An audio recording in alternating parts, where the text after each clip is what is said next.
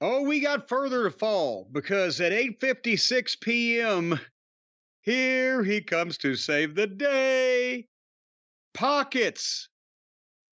The top of the hour is about to be the company mascot, followed by, you guessed it, the Buckaroos.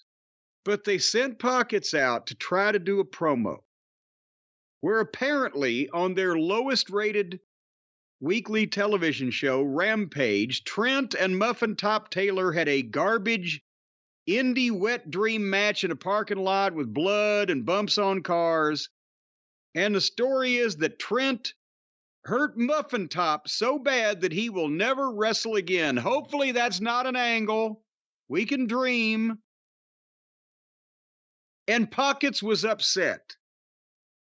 And as he was starting to get more and more upset about this, it was like listening to the guy who pumps your septic tank try public speaking for the very first time.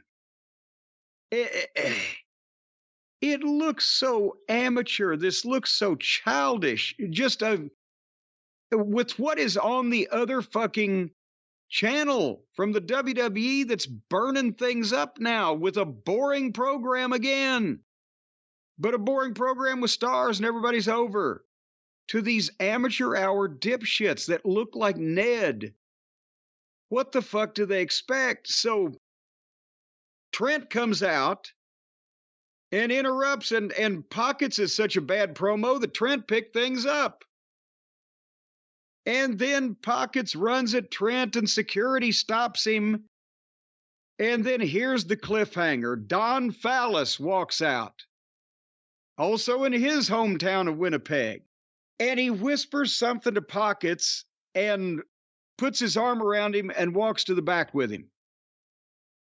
And the announcer, so now the evil heel manager is talking to the company mascot, and then everybody else just walked off. What do you think that's all about, Brian? Oh my God, who cares and how could they be doing this? I mean, on the good side, we have no more Chuck Taylor for the time being, apparently. On the bad side, everything else. Orange Cassidy on the mic, there's a reason why he hasn't really talked. You know, he's kind of got the voice. I can't even do it. I have to listen to it more. But he's got like this whiny little voice. Like you can't take him seriously as being the cool character once you hear him talk. Well, wait a minute. You mean to tell me by looking at the state of him visually, you could take him seriously as a cool character until you heard him talk? I think if you're susceptible to the cool character Orange Cassidy, one-word answers, short answers have been helpful.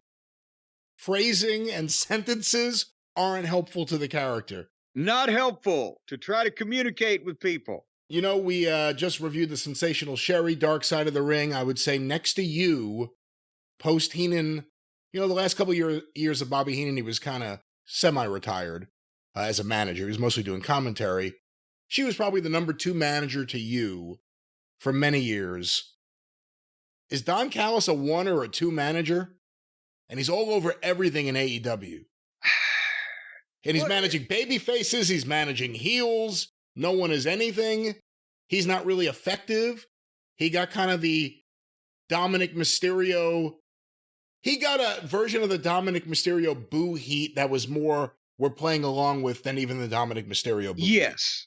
And that, but at the time he was presented as the real prick, and he even, you know, colored the scar in and very evil and had the droning one chord music. And at least there was some focus that he was an evil person out to cheat people for his own gains. And the people were, but yes, they were working with it. It wasn't real legitimate heat like we want to fight this fucking guy, but it was the thing to do, and it was getting over.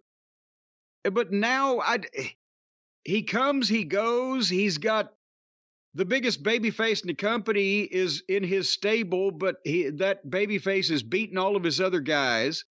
Now here Hobbs, after Moxley choked him out, he also hurt his knee somehow. So Hobbs maybe is gone.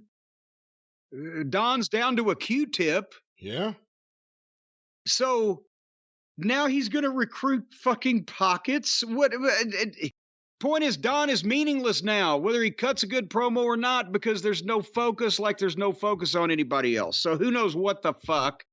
But they've negated any, positive effect that he may have had on the program a while back when it was a little bit more focused when they first started it out.